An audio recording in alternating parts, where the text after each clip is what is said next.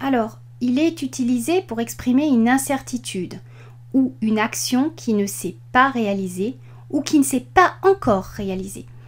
Il est utilisé dans une phrase subordonnée avec une proposition principale ayant un verbe au présent de l'indicatif la plupart du temps.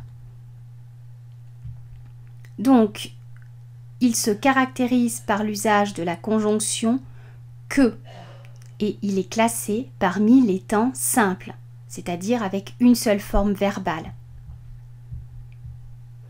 Les terminaisons des verbes au présent du subjonctif sont pour le premier groupe e, es, ions, iez, ent. Pour le deuxième groupe is avec un s à la fin, ission, issier et is. Et pour le troisième groupe es, ions, iez et ent, c'est-à-dire exactement les mêmes terminaisons que le premier groupe. C'est la marque de fabrique du subjonctif, avoir les mêmes terminaisons en e au troisième groupe qu'au premier groupe.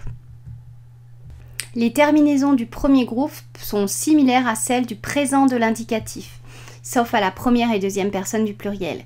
Donc ce n'est que le contexte et la présence surtout de la conjonction que qui permet de distinguer les deux, sauf à nous et vous évidemment.